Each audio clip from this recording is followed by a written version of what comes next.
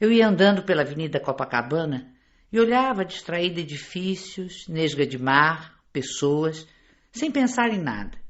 Ainda não percebera que, na verdade, não estava distraída. Era de uma atenção sem esforço.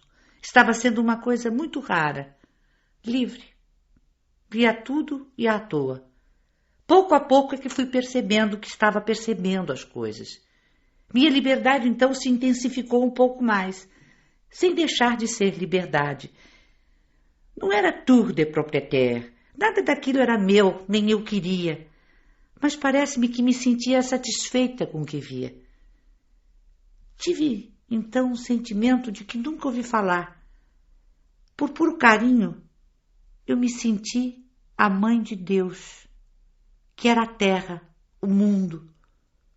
Por puro carinho mesmo, sem nenhuma prepotência ou glória, sem o menor senso de superioridade ou igualdade, eu era por carinho a mãe do que existe.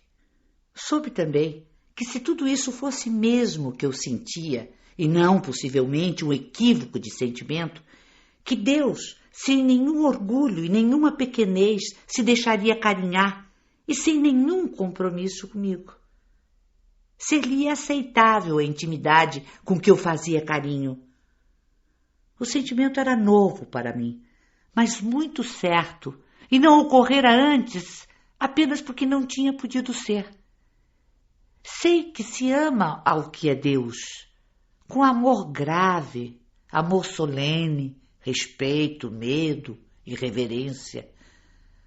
Mas nunca tinham me falado de carinho maternal por ele. E assim como o meu carinho por um filho não o reduz, até o alarga, assim ser mãe do mundo era o meu amor apenas livre. E foi quando quase pisei num enorme rato morto. Em menos de um segundo estava eu eriçada pelo terror de viver. Em menos de um segundo estilhaçava-me toda em pânico e controlava como podia o meu mais profundo grito. Quase correndo de medo, cega entre as pessoas, terminei no outro quarteirão, encostada a um poste, cerrando violentamente os olhos que não queriam mais ver. Mas a imagem colava-se às pálpebras. Um grande rato ruivo, de cauda enorme, com os pés esmagados e morto, teto ruivo. O meu medo desmesurado de ratos. Toda trêmula consegui continuar a viver. Toda perplexa continuei a andar, com a boca infantilizada pela surpresa. Tentei cortar a conexão entre os dois fatos. O que eu sentira minutos antes e o rato. Mas era inútil. Pelo menos a contiguidade ligava-os. Os dois fatos tinham ilogicamente um nexo. Espantava-me que um rato tivesse sido meu contraponto. E a revolta de súbito me tomou. Então não podia eu me entregar desprevenida ao amor? De que estava Deus querendo me lembrar? Não sou pessoa que precise ser lembrada de que dentro de tudo há o sangue. Não só não esqueço o sangue de dentro, como eu admito e o quero. Sou demais o sangue para esquecer o sangue. E para mim a palavra espiritual não tem sentido, e nem a palavra terrena tem sentido. Não era preciso ter jogado na minha cara tão nua um rato, não naquele instante. Bem poderia ter sido levado em conta o pavor que desde pequena me alucina e persegue. Os ratos já riram de mim no passado do mundo, os ratos já me devoraram com pressa e raiva. Então era assim, eu andando pelo mundo sem pedir nada, sem precisar de nada, amando de puro amor inocente, e Deus a me mostrar o seu rato. A grosseria de Deus me feria e insultava-me. Deus era bruto, andando com o coração fechado. Minha decepção era tão inconsolável, como só em criança fui decepcionada. Continuei andando. Procurava esquecer, mas só me ocorria vingança. Mas que vingança poderia eu contra um Deus todo-poderoso? Contra um Deus que até com um rato esmagado podia me esmagar? Minha vulnerabilidade de criatura só. Na minha vontade de vingança, nem ao menos eu podia encará-lo.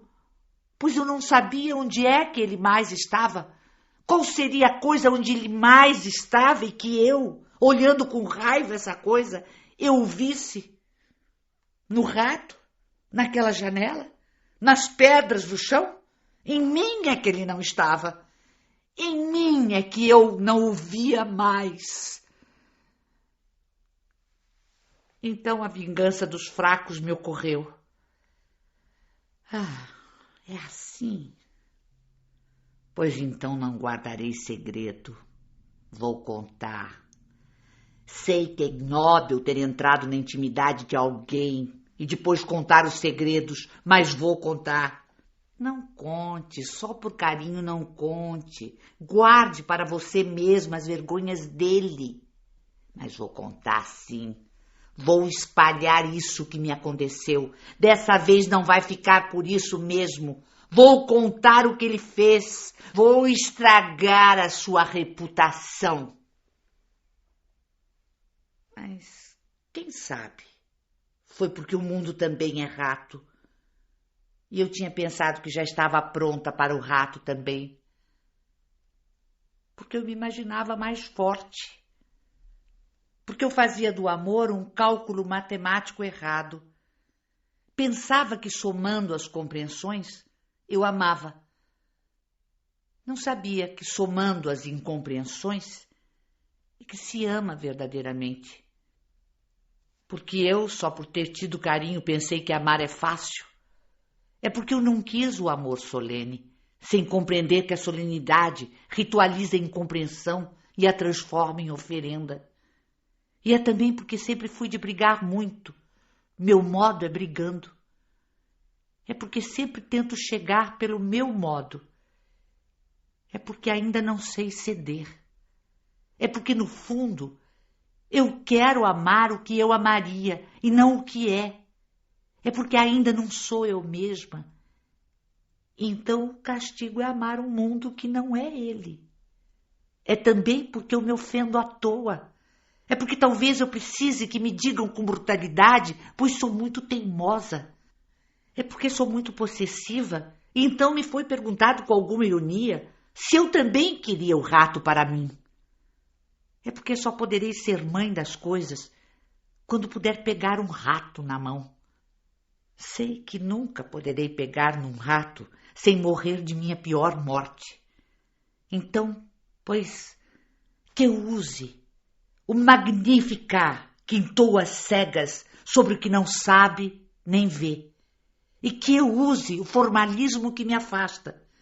Porque o formalismo não tem ferido a minha simplicidade, e sim o meu orgulho. Pois é pelo orgulho de ter nascido que me sinto tão íntima do mundo. Mas este mundo que eu ainda extraí de mim, de um grito mudo. Porque o rato existe, tanto quanto eu. E talvez nem eu nem o rato sejamos para ser vistos por nós mesmos. A distância nos iguala. Talvez eu tenha que aceitar, antes de mais nada, esta minha natureza que quer a morte de um rato. Talvez eu me ache delicada demais, apenas porque não cometi os meus crimes. Só porque contive os meus crimes, eu me acho de amor inocente. Talvez eu não possa olhar o rato enquanto não olhar sem lividez esta minha alma que é apenas contida. Talvez eu tenha que chamar de mundo esse meu modo de ser um pouco de tudo. Como posso amar a grandeza do mundo se não posso amar o tamanho de minha natureza? Enquanto eu imaginar que Deus é bom só porque eu sou ruim, não estarei amando a nada. Será apenas o meu modo de me acusar. Eu, que sem nem ao menos ter me percorrido toda, já escolhi amar o meu contrário, e ao meu contrário quero chamar de Deus. Eu, que jamais me habituarei a mim, estava querendo que o mundo não me escandalizasse. Porque eu, que de mim só consegui foi me submeter a mim mesma, pois sou tão mais inexorável do que eu estava querendo me compensar de mim mesma com uma terra menos violenta que eu. porque enquanto eu amar a um Deus, só porque não me quero, serei um dado marcado, e o jogo de minha vida maior não se fará. Enquanto eu inventar Deus, ele não existe.